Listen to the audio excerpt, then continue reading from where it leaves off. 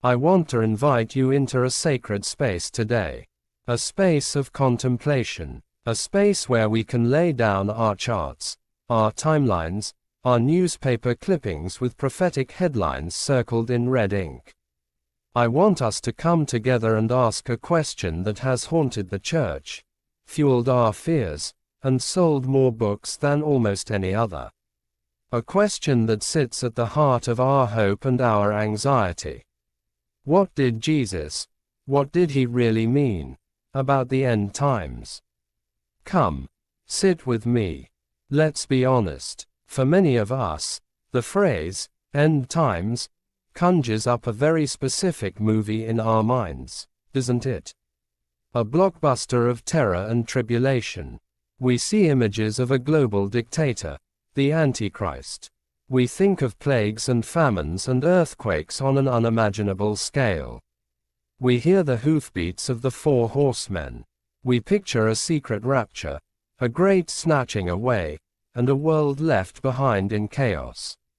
We've been taught to look for signs, to connect current events to ancient prophecies, to live in a state of constant, low-grade anxiety, one eye on our Bibles and the other on the nightly news, waiting, just waiting for the sky to crack open.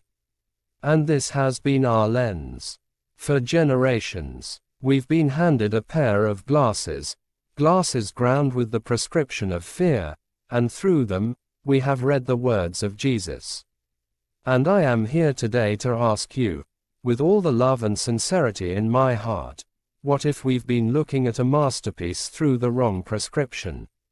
What if we have been so focused on the timetable of his return that we have utterly missed the transformation of his teaching? What if the end times Jesus spoke of were less about a far-off apocalypse and more about a present-day reality? Less about when it all ends, and more about how we are to live right now. Let's go to the source. Let's walk with the disciples. Let's stand with them on the Mount of Olives. Matthew chapter 24. They've just left the temple in Jerusalem. And not just any temple. This was the heart of their world. The center of their universe.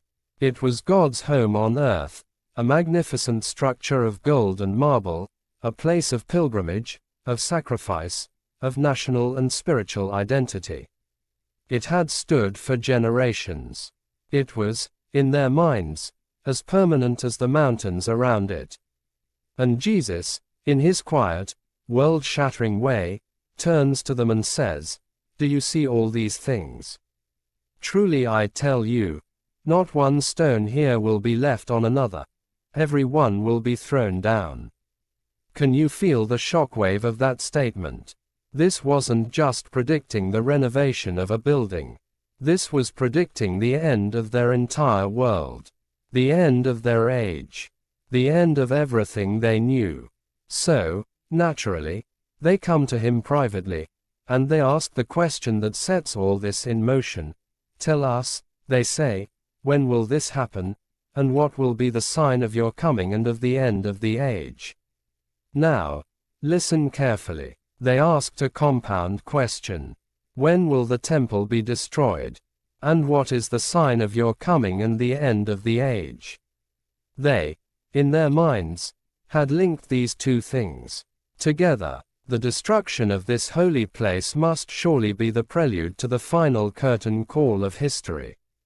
And what follows is Jesus' answer, the Olivet Discourse, the very passage that has become the blueprint for our apocalyptic fears.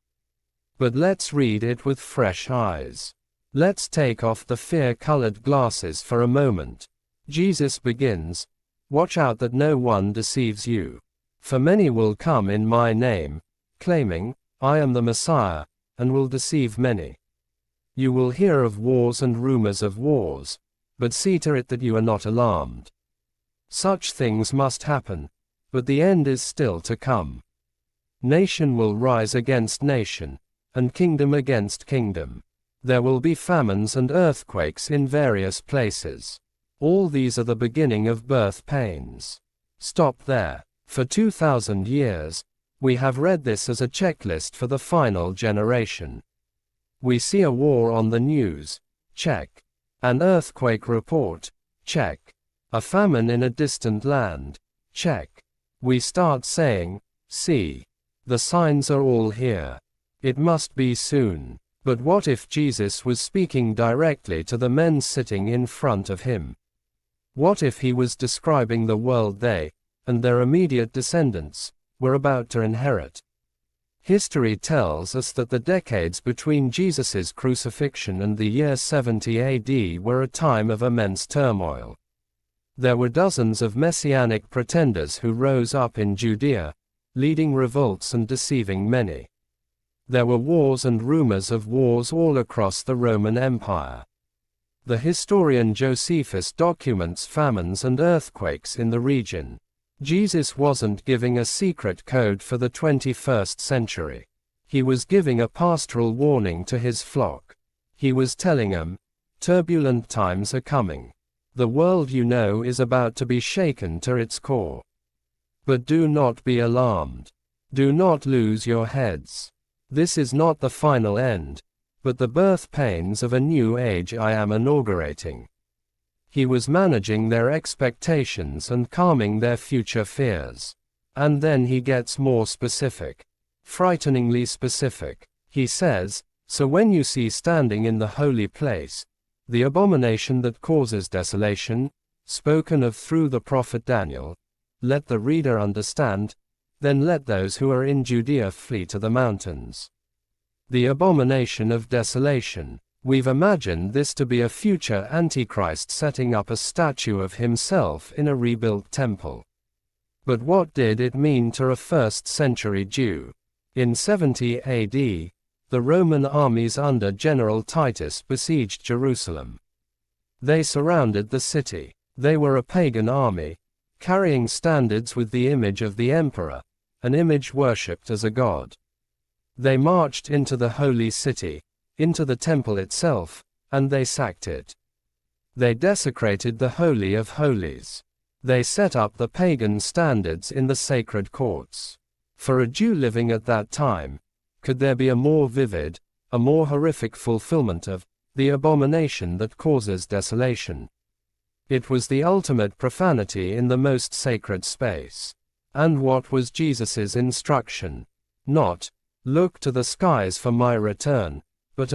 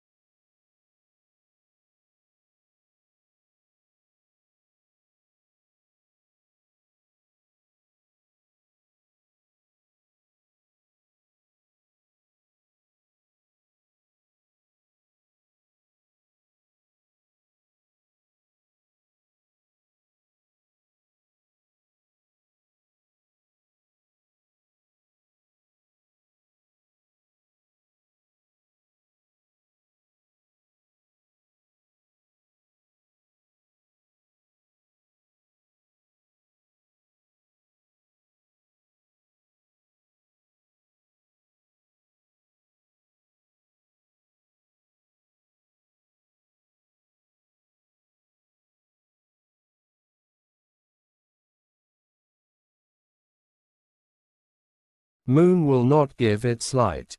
All the shining lights in the heavens I will darken over you. I will bring darkness upon your land. It is the language of decreation, used to signify the end of a political or religious world order. So when Jesus uses this same language, this familiar prophetic shorthand, what is he describing? He is describing the monumental significance of what is happening. The destruction of the temple in 70 AD was not just another historical event. It was the end of an age. The end of the entire religious system that had been in place for 1,000 years.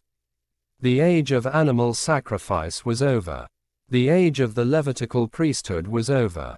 The covenant based at Mount Sinai was being fulfilled and superseded by the new covenant in his blood.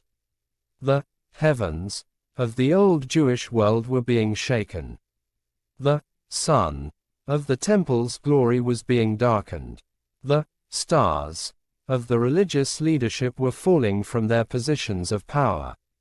It was the end of the world, as they knew it. And in the midst of this cataclysmic, world-ending event, what appears? The Son of Man, coming on the clouds of heaven with power and great glory. We have been taught to see this as a literal, physical descent from the sky. But again, let's look through the eyes of a first-century Jew. Where does this image come from? It comes directly from the prophet Daniel, chapter 7. Daniel has a vision of 4 beasts, representing 4 pagan empires, rising from the sea. Then he sees a vision of the heavenly court. And he says, I saw one like a son of man, coming with the clouds of heaven. He approached the Ancient of Days and was led into his presence. He was given authority, glory and sovereign power. All nations and peoples of every language worshipped him.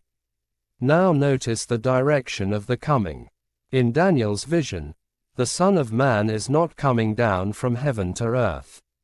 He is coming up from the earth, through the clouds, to the Ancient of Days in heaven to receive his kingdom. It is a scene of vindication and enthronement. Jesus, the Son of Man, after being rejected and crucified by the rulers of the age, is being declared king. His coming on the clouds is not primarily about his return to earth, but about his vindication in heaven. The destruction of the temple and the old system in 70 AD was the public, historical sign that the judgment Jesus spoke of had come to pass, and that he, the crucified one, was indeed the enthroned Lord. His coming was a coming in judgment and power against the system that rejected him, and the establishment of his new, spiritual kingdom, the church, as the true temple, the true people of God. My friend, let this sink in. What if the bulk of the Olivet Discourse, the very heart of our end times theology, was a prophecy that was largely fulfilled within one generation, just as Jesus said it would be? What if its primary purpose was to warn, guide, and comfort his first-century disciples through the death of their world and the birth of his church? Does this mean there is no future return of Christ? Absolutely not. The New Testament is saturated with the blessed hope of his final, physical, glorious return to make all things new. The angels in Acts 1 promise, this same Jesus, who has been taken from you into heaven, will come back in the same way you have seen him go into heaven. The promise is real. The hope is secure. But what if we have conflated 2 different events? What if Jesus in Matthew 24 is primarily talking about his coming in judgment in 70 AD, using the symbolic language of the prophets, and we have mistakenly read it all as a literalistic blueprint for a distant future apocalypse? What this does, my friend, is it liberates us. It liberates us from fear. It liberates us from obsessive sign-seeking. It liberates us from the arrogance of thinking we are the final, special generation who can finally decode the mystery.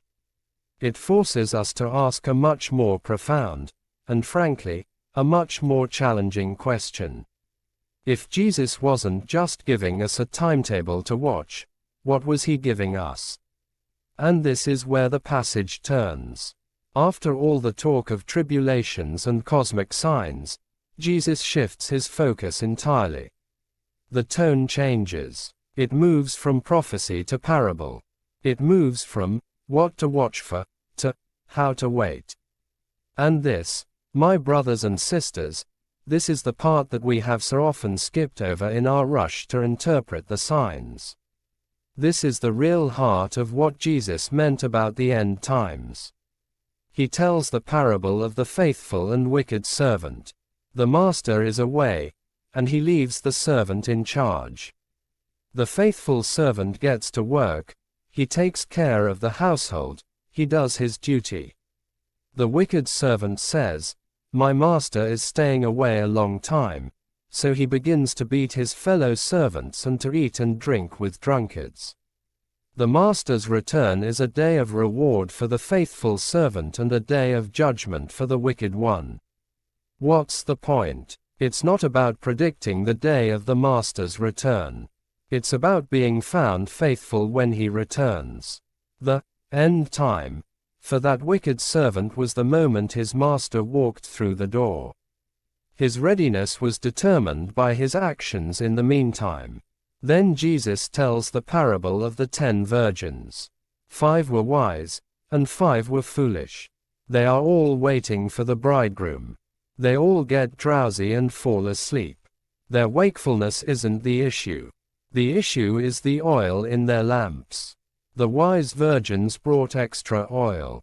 The foolish did not. When the call comes, the bridegroom is here, the wise are ready. The foolish are scrambling in the darkness. What is the oil? It's not a secret doctrine. It's not having the right eschatological chart. The oil is the substance of our faith. It's our real, living, day-to-day relationship with God. It's the inner life of the Spirit. Jesus is saying, you don't know the hour. So don't worry about the hour. Worry about your oil. Tend to your heart. Stay connected to the source. Live in a state of prepared intimacy with me. And then, he gives the culminating parable. The one that ties it all together. The parable of the sheep and the goats.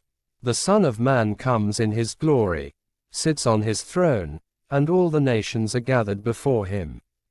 He separates the people one from another as a shepherd separates the sheep from the goats. And what is the criteria for separation? What is the one great question of the final judgment in this parable? Did you correctly interpret the book of Revelation? No. Did you pinpoint the identity of the Antichrist? No. Did you accurately predict the date of my return? No. The question is this: I was hungry, and you gave me something to eat. I was thirsty, and you gave me something to drink. I was a stranger, and you invited me in. I needed clothes, and you clothed me. I was sick, and you looked after me. I was in prison, and you came to visit me. The righteous are confused. Lord, when did we see you hungry or thirsty or a stranger or in prison? And the king replies with the most staggering, world-altering statement in all of Scripture. Truly I tell you, whatever you did for one of the least of these brothers and sisters of mine, you did for me.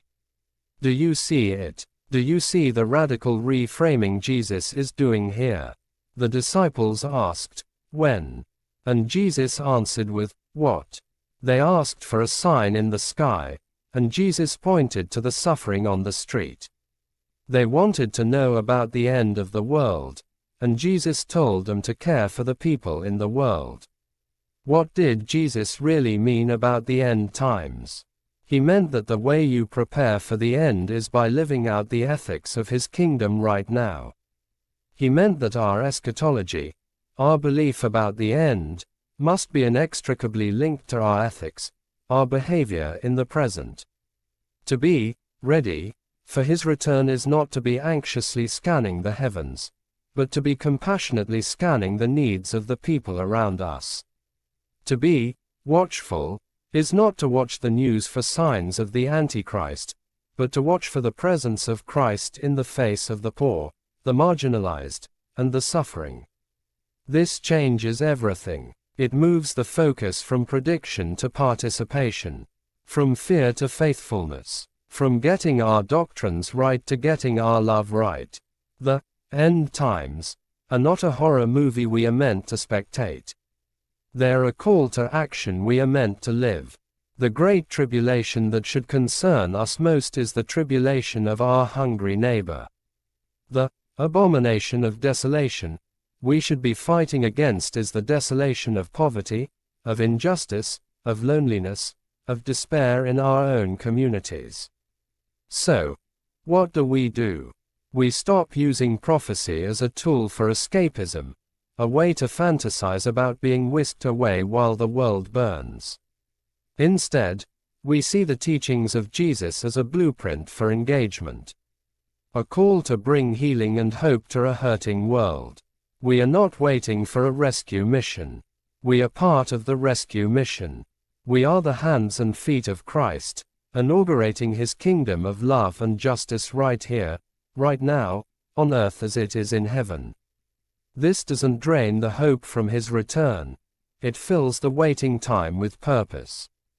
The hope of His final coming is not an excuse for inaction, but the ultimate motivation for it. We work, we love, we serve, we build, we heal, because we know the King is coming back to set all things right. Our small, faithful acts of love are foretastes of that final restoration. Every meal shared with the hungry is a taste of the great banquet feast of the Lamb. Every act of justice for the oppressed is a tremor of the final judgment when all wrongs will be made right. Every word of comfort to the grieving is an echo of the day when God will wipe away every tear from our eyes. So yes, let us live with hopeful expectation. Let us say with the early church, Maranatha. Come, Lord Jesus. But let us understand what we are asking for. We are asking for the culmination of the very kingdom He taught us to pray for and to build. The end He is most concerned with is the end of our apathy. The end of our selfishness. The end of our division. The coming He is most interested in, between His first and second advents, is His coming into our hearts, into our churches, into our communities through radical, self-giving, others-focused love. My friend, lay down the charts. Turn off the sensationalist news reports. Pick up your towel and your basin. The real sign of the end times is not a red moon or a new war. The real sign that you are ready, that you understand what Jesus really meant, is the state of your heart. Is it filled with fear of the future, or is it filled with love for the present? Are you looking for the Antichrist, or are you looking for Christ in the least of these? Because when the final curtain does fall, when the King does return in glory, the question will not be, did you see it coming? The question will be, were you living my way when I came? Let us live in such a way that our answer is a confident, joyful, yes. Yes, Lord, we saw you. We saw you in the hungry, the thirsty, the lonely, and the lost. And we did our very best, by your grace, to love them, just as you first loved us. That, my friends, is the true gospel of the end times.